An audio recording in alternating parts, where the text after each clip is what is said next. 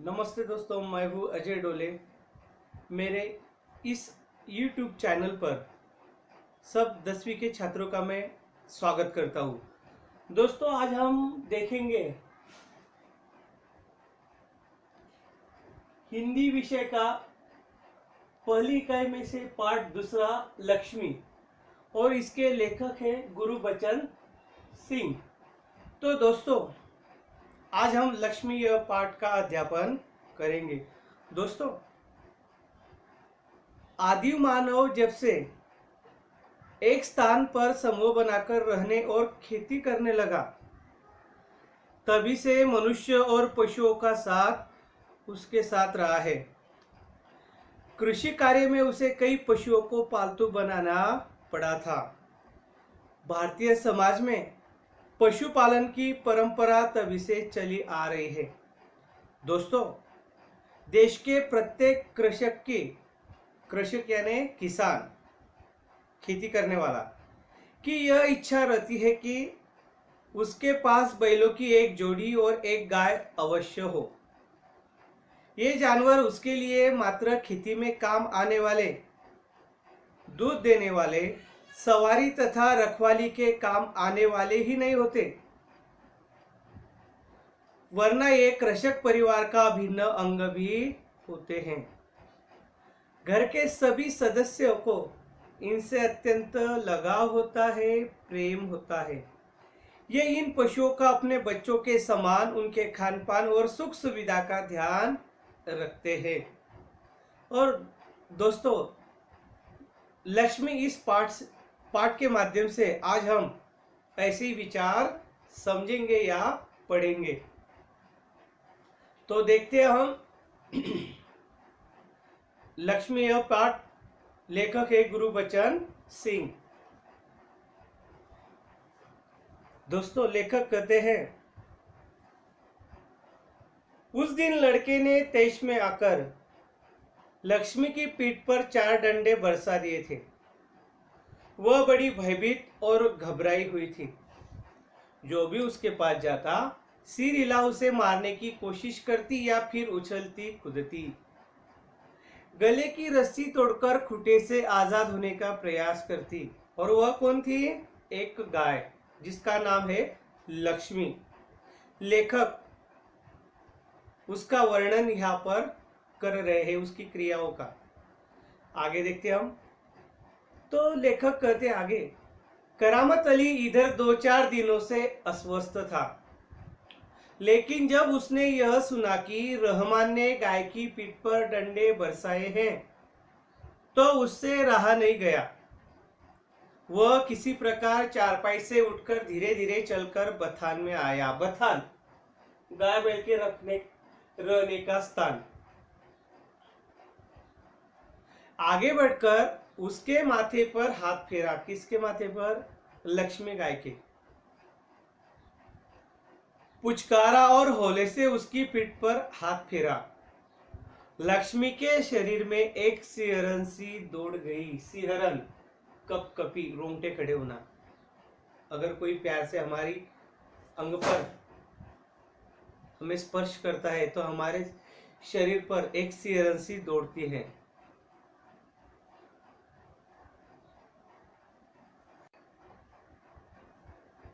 एक सिहरन सी दौड़ गई। ओ, कम्बक ने कितनी बेदर्दी से पीटा है। उसकी बीवी रमजानी बोली, लो, चोट की जगह पर यह रोगन लगा दो, बेचारी को आराम मिलेगा। रोगन यानी दवा मिलाया हुआ तेल। पशुओं के अगर कोई जख्म होता है, सूजन आती है, कोई त्वचा का रोग होता है, तो तेल में दवा मिलाई जाती है और वो पशुओं को शरीर पर लगाया जाता है। लो, चोट की जगह पर यह रोगन लगा लो, रमजानी ने कहा, बेचारी को आराम मिलेगा। करामत अली गुस्से में बोला, क्या अच्छा हो अगर इसी लाठी से तुम्हारे रहमान के दोनों हाथ तोड़ दिए जाए? कहीं इस तरह पीटा जाता है किसी को? गुस्से में वह बोला। रमजानी बोली, लक्ष्मी ने आज भी दूध नहीं दिया, क्योंकि लक्ष्मी बूढ़ी हो गई थी। लक्ष्मी बूढ़ी गाय हो चुकी थी। वह दूध कम मात्रा में देती थी या दे नहीं पाती थी। वह बोली, रमान से गलती हो गई, इसे वह भी कबूलता है। रमजानी कुछ क्षण खड़ी रही, फिर वहां से हटती हुई बोली, देखो अपना ख्याल रखो, क्योंकि करामत अली बूढ़े हो चुके हैं और उनकी गाय लक्ष्मी भी बूढ़ी हो गई है। वे बोली, अपना ख्याल रखो, पाव इधर उधर गया तो कमर सिकवाते रहोगे। करामत अली ने फिर प्यार से लक्ष्मी की पीठ सहलाई। मुंह ही मुंह में बड़बड़ाया, माफ कर लक्ष्मी, रमान बड़ा मूर्ख है। उम्र के साथ तू भी बूढ़ा हो गई है। डेयरी फार्म के डॉक्टर ने तो पिछली बार ही कह दिया था, यह तेरा आखिरी बरस है। लक्ष्मी शांत खड़ी अपने जख्मों पर तेल लगवाती रही। वह करामत अली के मित्र ज्ञान सिंह की निशानी थी। ज्ञान सिंह और करामत अली एक दूसरे के पड़ोसी तो थे ही, वे कारखाने में भी एक ही विभाग में काम करते थे। प्रायः एक साथ ड्यूटी पर जाते और एक साथ ही घर लौटते। ज्ञान सिंह को मवेशी पालने का बहुत शौक था। मवेशी यानी कृषि कार्य में उपयुक्त आने वाले पशु, उन्हें कहा जाता है मवेशी। जो दूध देते हैं, कृषि कार्य में उपयोग में आते हैं, उन्हें कहते हैं मवेशी पशु। प्रायः उसके घर के दरवाजे पर भैंसी या गाय बंधी रहती। किसके? ज्ञान सिंह के घर के सामने। वह बहुत शौकीन था मवेशी पालन करने का। गाय, भैंस, बैल, इन पशुओं को, पालतू प्राणियों को वह पालता था। 3 बरस पहले उसने एक जर्सी गाय खरीदी थी। उसका नाम उसने लक्ष्मी रखा था। अधेड़ उम्र की लक्ष्मी इतना दूध दे देती थी कि उससे घर की जरूरत पूरी हो जाने के बाद बाकी दूध, इतना दूध देती थी कि घर की जरूरत पूरा होने के बाद जो बचा हुआ दूध होता था, गली के कुछ घरों में चला जाता। दूध बेचना ज्ञान सिंह का धंधा नहीं था।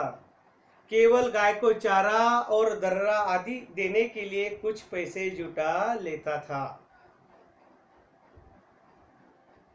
नौकरी से अवकाश के बाद ज्ञान सिंह को कंपनी का वो मकान खाली करना था।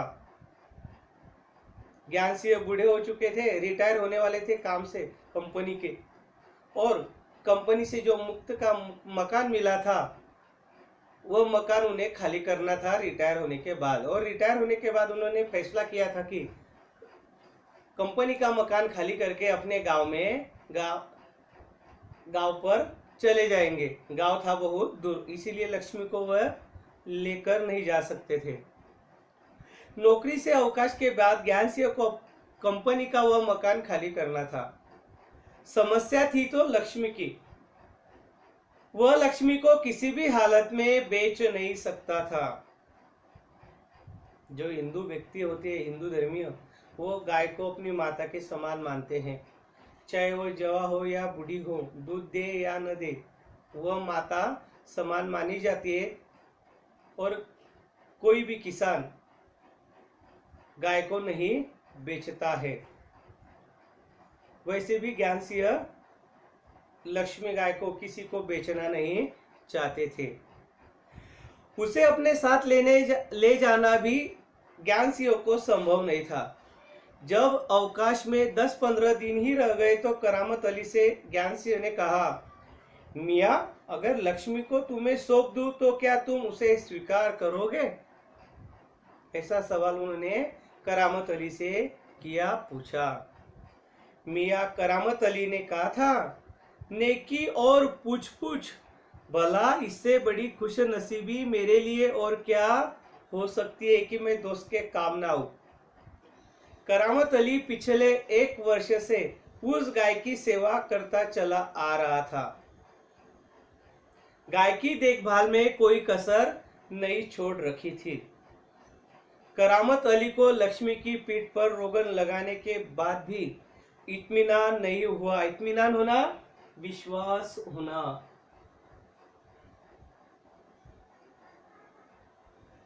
वह उसके सिर पर हाथ फेरता रहा। लक्ष्मी स्थिर खड़ी उसकी ओर जिज्ञासापूर्ण दृष्टि से देखती रही। करामत अली को लगा जैसे लक्ष्मी कहना चाहती हो, यदि मैं तुम्हारे काम की नहीं हो तो मुझे आजाद कर दो, मैं यह घर छोड़कर कहीं चली जाऊंगी। ऐसा मुख संवाद करामत अली और लक्ष्मी में होता है। वो मानो कहना चाहती हो करामत अली से, अगर मैं दूध नहीं दे सकती तो तुम मुझे मुफ्त में मत, मेरा पालन पोषण मत करो। मैं बूढ़ी हो चुकी हूँ, मुझे कहीं भी छोड़ दो, मुझे आजाद कर दो, मैं कहीं भी चली जाऊंगी। कुछ दिन हो गए। करामत अली ड्यूटी पर जाने की तैयारी में था। तभी रमजानी बोली, रहमान के अब्बा, अगर लक्ष्मी दूध नहीं देगी तो हम इसका क्या करेंगे? क्या खुटे से बांधकर हम इसे खिलाते पिलाते रहेंगे? देखो करामत अली की आर्थिक परिस्थिति कैसी है। वे बहुत अमीर नहीं हैं, उनकी परिस्थिति नाजुक है, गरीबी की है, गरीब है। वे इतने अमीर नहीं है कि एक बूढ़े हो चुके पशु को मुफ्त में खाना खिला सके, उसको पिला सके, उसका संभाल कर सके। उनकी बीवी कहती है कि हम कब तक इस बूढ़ी हो चुकी लक्ष्मी को खिलाते पिलाते रहेंगे? वे बोले, जानवर है, बंधा है तो इसे खिलाना पिलाना तो पड़ेगा ही। जानते हो इस महंगाई के जमाने में सिर्फ सादा चारा देने में ही 300-350 महीने का खर्चा है। कौन बोली? करामत अली की पत्नी ने उनसे कहा। देखो सो तो है कहते हुए करामत अली आगे कुछ नहीं बोला। घर से निकलकर कारखाने की तरफ हो लिया। रास्ते में वह रमजानी की बात पर विचार कर रहा था। रमजानी को गुस्सा आया, वह उदास हो गई। वह ज्यादा नहीं बोली अपनी पति से। वे काम पर निकले, विचार कर रहे हैं, लक्ष्मी अगर दूध नहीं देगी तो इसका क्या करेंगे? यह ख्याल तो उसके मन में आया ही नहीं था कि एक समय ऐसा भी आ सकता है कि गाय को घर के सामने खूंटे से बांधकर मुफ्त में खिलाना भी पड़ सकता है। महंगाई के जमाने में इसे मुफ्त में क्यों खिलाए, ऐसा उनकी पत्नी रहमानी कहती है। वे विचार कर रही इस बात पर। तभी उसके साथी नईम ने उसे कुछ परेशान देखा तो पूछा, करामत मियाँ, क्या बात है, बड़े परेशान नजर आते हो, खैरियत तो है? वे बोले, ऐसी कोई विशेष बात नहीं है, कुछ तो होगा, क्या बताऊं? वो बोला, कुछ तो होगा। वे बोले, करामत अली, क्या बताऊं? गाय ने दूध देना बंद कर दिया है, बूढ़ी हो गई है, बैठाकर खिलाना पड़ेगा, और इस जमाने में गाय भैंस पालने का खर्चा कितना आता है, ऐसा उसने नईम को बताया। करामत अली ने कहा, इसमें परेशान होने की क्या जरूरत है, गाय बेच दो। नईम ने यह बात करामत अली को बताई। करामत अली ने होका भरते हुए कहा, हाँ, परेशानी से छुटकारा पाया जा सकता है। बहुत आसान तरीका है, लक्ष्मी को बेच दिया जाए। वह नईम के पास से हटकर अपने काम में जुट गया। इस बात पर नईम की बातों की तरफ करामत अली ने ध्यान नहीं दिया, छोड़ दिया उनकी बातों को और अपने काम में लग गए। करामत अली रात का गया, सवेरे कारखाने से घर लौटा। नाइट शिफ्ट होगी। रात की ड्यूटी से घर लौटने पर ही वह लक्ष्मी को दूधता था। दूधना यानी दूध निकालना। घर में घुसते ही उसने रमजानी से पूछा, क्या लक्ष्मी को अभी तक चारा नहीं दिया? रमजानी बोली, रहमान से कहा तो था। करामत अली बोले, तुम दोनों की मर्जी होती तो गाय को अब तक चारा मिल चुका होता। अगर वह दूध नहीं दे रही है तो क्या उसे भूखा रखोगे? कहते हुए करामत कटा हुआ पुआल, खली और दर्रा आदि ले जाकर लक्ष्मी के लिए सानी तैयार करने लगा। कटा हुआ पुआल, खली, दर्रा। तो पुआल याने धान के सुके खंडल, छिलके, आपण त्यांना मराठीमध्ये म्हणतो छिलके, टरफले। खली तेल निकल जाने के बाद तिलहन का बचा हुआ हिस्सा, आपण त्याला मराठीमध्ये म्हणतो ढेप। सानी यानी चारा, खली आदि मिला हुआ पशुओं का खाना, जो दूध दोहने से पहले गाय या भैंस को खिलाया जाता है, ज्यादा दूध दे इसीलिए उसे कहते हैं सानी, चारा। उसने सानी तैयार की और लक्ष्मी की तरफ ले गया। लक्ष्मी उतावली सी तैयार हो रही सानी में मुंह मारने लगी। वह बहुत भूखी हो चुकी थी। सुबह से किसी ने उसको कुछ खाने के लिए नहीं दिया था। करामत अली की पत्नी और उसका बेटा रहमान दोनों ने दिन भर उसे भूखा रखा था। क्यों रखा था? क्योंकि अब वह उनके काम की नहीं थी। क्यों पैसे खर्च करके चारा लाए खरीद कर और उसे मुफ्त में खिलाए? दूध नहीं देती है, मरती है तो मरने दो, भूखी रहती है तो रहने दो, कुछ काम की नहीं है। तो लक्ष्मी उतावली सी तैयार हो रही सानी में मुंह मारने लगी। बहुत भूखी हो चुकी थी। गाय को सानी देकर करामत अली उसकी पीठ देखने लगा। रोगन ने अच्छा काम किया था। रोगन जो जख्म हुए थे रहमान की पिटने से, रोगन ने अच्छा काम किया था। दाग कुछ हल्के पड़ गए थे।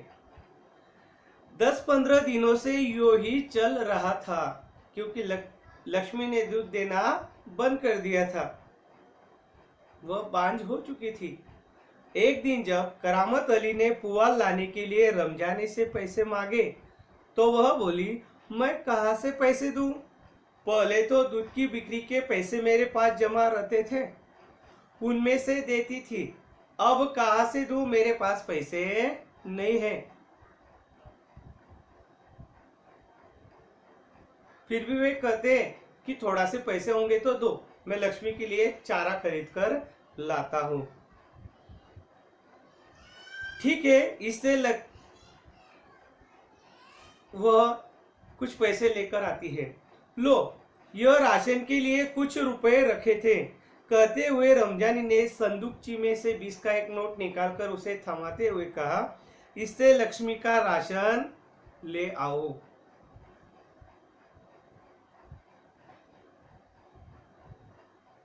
करामत अली बोले,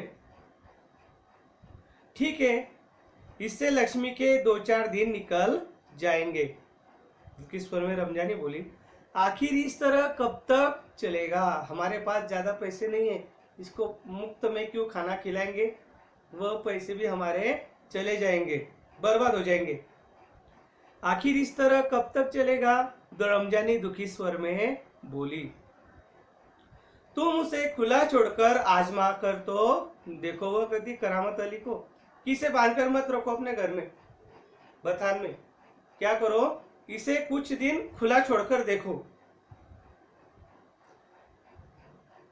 वे बोले, कहते हो तो ऐसा करके देख लेंगे।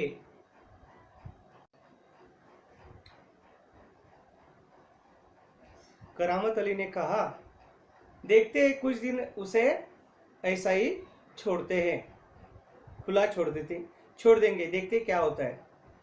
दूसरे दिन रहमान सवेरे 8-9 बजे के करीब लक्ष्मी को इलाके से बाहर जहाँ नाला बहता है, जहाँ झाड़ जंखाड़ और कहीं धूप के कारण जमीन हरी नजर आती है, छोड़ आया ताकि वह घास इत्यादि खाकर अपना कुछ पेट भर ले। अगले दिन करामत अली ने वैसा ही किया। गांव के बाहर दूर कुछ छोटे बड़े पेड़ पौधे होंगे, वहां पर वह छोड़ आया, क्योंकि उनके पास ज्यादा पैसे नहीं थे कि लक्ष्मी को खिलाने के लिए पैसे देकर चारा खरीद लाए। वह उसे छोड़ आया। लेकिन माँ बेटे को यह देखकर आश्चर्य हुआ कि लक्ष्मी 1-1.5 घंटे बाद ही घर के सामने खड़ी थी। उसके गले में रस्सी थी।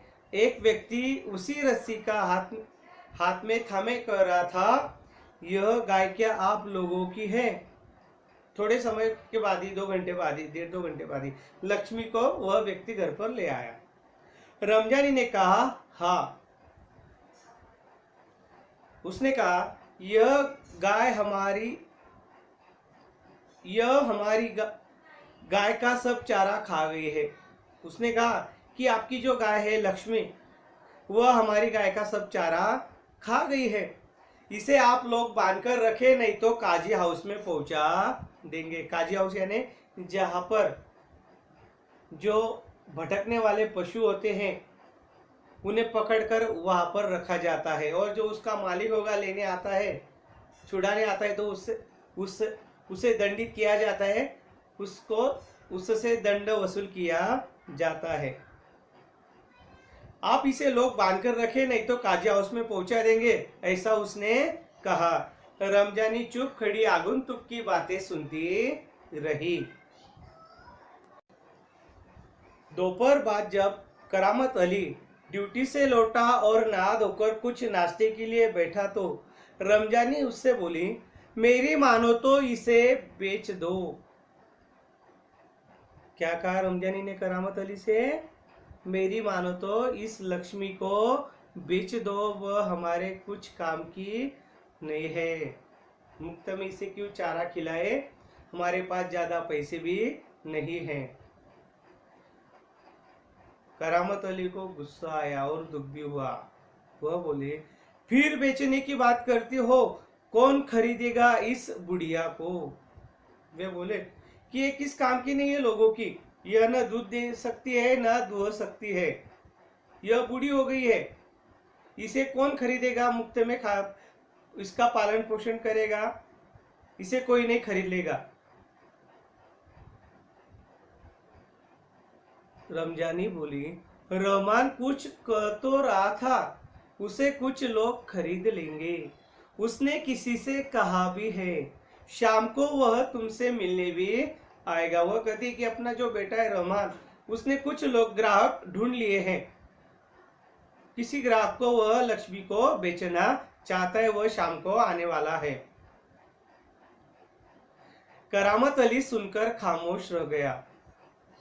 उसे लग रहा था सब कुछ उसकी इच्छा के विरुद्ध जा रहा है, शायद जिस पर उसका कोई वश नहीं था। करामत अली यह अनुभव करते हुए लक्ष्मी की चिंता अब किसी को नहीं है। उसे अनुभव आया कि अब मुझे छोड़कर मेरा बेटा रहमान और मेरी बीवी को लक्ष्मी की कोई चिंता नहीं है। वे जल्दी से जल्दी लक्ष्मी को घर से निकालना चाहते हैं, मुफ्त में खाना नहीं खिलाना चाहते हैं। देखो, करामत अली यह अनुभव करते हुए कि लक्ष्मी की चिंता अब किसी को नहीं है, खामोश रहा। उठा और घर में जो सूखा चारा पड़ा था उसके सामने डाल दिया। वो दुखी हो गया। लक्ष्मी ने चारे को सूंघा और फिर उसकी तरफ निराशापूर्ण आंखों से देखने लगी, जैसे कहना चाहती हो, मालिक यह क्या, आज क्या मेरे फाकने को यह सूखा चारा ही है? फाकने या ना खाने को, दर्रा खल्ली कुछ नहीं, सिर्फ सूखा चारा आज मैं खाऊं? करामत अली उसके पास से उठकर मुंह हाथ धोने के लिए गली के नुक्कड़ पर नल की ओर चला गया। उससे आंखें नहीं मिलाई गई, लक्ष्मी की तरफ उसने देखा नहीं। सूखा चारा डाल दिया उसके सामने और वह हाथ धोने के लिए निकल गया। 7-8 बजे के करीब रहमान एक व्यक्ति को अपने साथ ले आया। करामत अली उसे पहचानता था। इसके पहले कि उससे कुछ औपचारिक बातें हो, करामत अली ने पूछा, क्या तुम गाय खरीदने आए हो? करामत अली उस व्यक्ति को अच्छी तरह से पहचानते हैं। वह कौन था? वह कसाई था, पशुओं का मांस बेचने वाला विक्रेता था। उसने जवाब में कहा, हाँ, बूढ़ी गाय है, दूध वूध नहीं देती।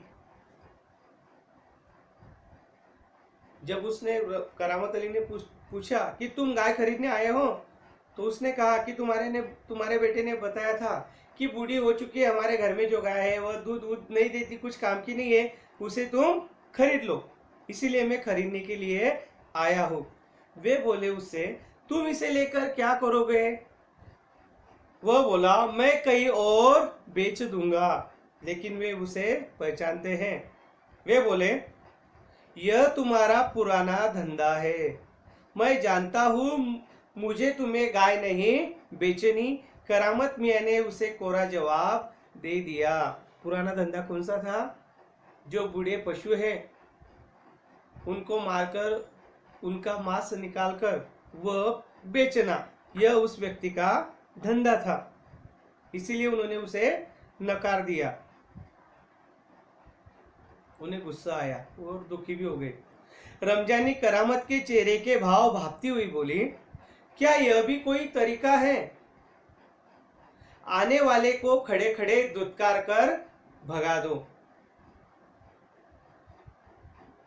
करामत अली बोले, तुम जानती हो वह कौन है? करामत अली ने कटु स्वर में रमजानी से कहा। फिर बोले करामत अली, वह लक्ष्मी को ले जाकर वहां बेच आएगा जहां यह टुकड़े टुकड़े होकर बिक जाएगी। मेरे दोस्त ज्ञान सिंह को इसका पता चल गया तो वह मेरे बारे में क्या सोचेगा? क्या सोचेगा ज्ञान सिंह जब उसे पता चलेगा कि करामत अली ने किसी कसाई को वह गाय बेच दी, बूढ़ी हो गई, और कसाई ने उसके टुकड़े टुकड़े करके लोगों को उसका खाना बनाकर बेच दिया। अगर इस बात का उसे पता चला तो उसे कितना दुख होगा, मेरे बारे में वह क्या सोचेगा? उस दिन करामत अली बिना कुछ खाए पिए रात को बिना बिस्तर की चारपाई पर पड़ा रहा। वह बहुत दुखी हो गया था। नींद उसकी आंखों से कोसों दूर थी। रात काफी निकल चुकी थी। सवेरे देर तक वह लेटा ही रह गया। कुछ देर बाद करामत अली ने चारपाई छोड़ी, मुंह हाथ धो घर से बाहर निकल पड़ा। उसने निर्णय तय कर लिया था। लक्ष्मी के गले से बंधी हुई रस्सी खूंटे से खोली और उसे गली से बाहर ले जाने लगा। रमजानी जो दरवाजे पर खड़ी यह सब देख रही थी, कुछ नहीं बोली। फिर भी बोली उसने कहा, इसे कहाँ ले चले? करामत अली ने कहा, जहां इसकी किस्मत में लिखा है। उसने देखा कि करामत अली गाय को खूंटी से बांधकर छोड़कर उनके साथ लेके जा रहे। तो वह बोली कि इसे कहाँ लेके जा रहे हो? तो करामत अली कह देगी, जहां इसकी किस्मत में लिखा है वह वहां पर जाएगी या रहेगी।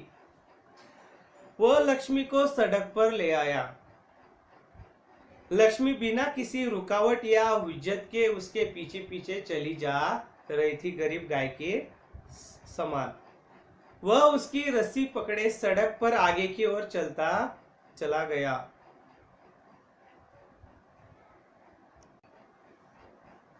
चलते चलते कुछ क्षण रुककर वह बोला, लक्ष्मी चल, अरे लक्ष्मी चल, गौशाला यहाँ से 2 किलोमीटर दूर है, तुझे गौशाला में भर्ती करा दूंगा।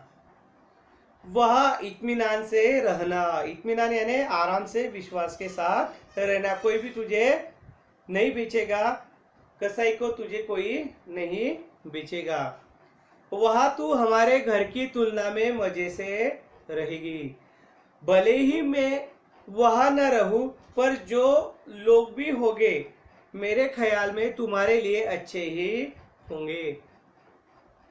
मैं कभी कभी तुम्हें देख आया करूंगा, तब तुम मुझे पहचानेगी भी या नहीं, खुदा जाने। कहते हुए करामत अली का गला भर आया, उसकी आंखों में आंसू उतर आए। इसीलिए उसने ज्ञान सिंह को जो वचन दिया था कि मैं जब तक जिंदा हूं तुम्हारी यह लक्ष्मी गाय को नहीं बेचूंगा,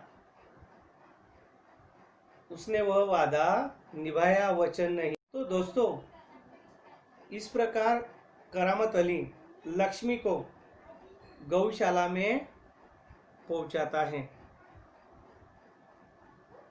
और वो आगे वह कहता है कि इस गौशाला में तू हमारे घर की तुलना में मजे से रहेगी। गौशाला में बूढ़ी हो चुकी गायों को रखा जाता है, जख्मी हुई गायों को रखा जाता है, अनाथ हुई गायों को रखा जाता है। और वे आगे कहते हैं कि वहां इत्मीनान से रहना। भले ही मैं वहां न रहूं, पर जो लोग भी होंगे मेरे ख्याल में तुम्हारे लिए अच्छे ही होंगे। तू मुझे पहचाने भी या नहीं, खुदा जाने। कहते हुए करामत अली का गला भर आया, उसकी आंखों में आंसू उतर आए। चल लक्ष्मी चल, जल्दी जल्दी पैर बढ़ा। और वह खुद किसी थके मांदे बूढ़े बैल की तरह भारी कदमों से आगे बढ़ने लगा। दोस्तों, इस पाठ से हमारे ध्यान में आता है कि इन जानवरों का हमारे जीवन में बहुत महत्व है। मनुष्य के जीवन में इन जानवरों का बहुत महत्वपूर्ण भूमिका रही है। इसलिए प्राचीन काल से पशु मनुष्य के साथी रहे हैं। गाय हो, बैल हो, भैंस, कुत्ता, घोड़ा आदि जानवर हमारे लिए बहुत उपयोगी होते हैं। पालतू पशु मनुष्य के परिवार के सदस्य जैसे होते हैं। हमें उन्हें प्रेम से पालना चाहिए, उनको अच्छी खुराक खाने के लिए देनी चाहिए, उनकी साफ सफाई का ध्यान भी हमें रखना चाहिए। पशु मुक्त प्राणी होते हैं, वे अपना दुख दर्द बता नहीं सकते, इसलिए मनुष्य को उनके भोजन के साथ साथ उनकी भावनाओं को भी समझना जरूरी है। अगर वे बीमार होते हैं तो उनकी दवा इलाज का बंदोबस्त हमें करना चाहिए। ये जानवर हमारे प्रति भी सद्व्यवहार और स्नेह की भावना रखते हैं। उनकी अच्छी देखभाल करना हमारा कर्तव्य है। यह हमारी भारतीय संस्कृति में हमें बताया गया है। तो इस प्रकार दोस्तों, हमारा पाठ दूसरा लक्ष्मी यह यहाँ पर समाप्त होता है। दोस्तों, यह जो शब्दार्थ है मैंने लिखे हुए शाम पट पर, यह आपको अपनी नोटबुक कॉपी में लिखने हैं।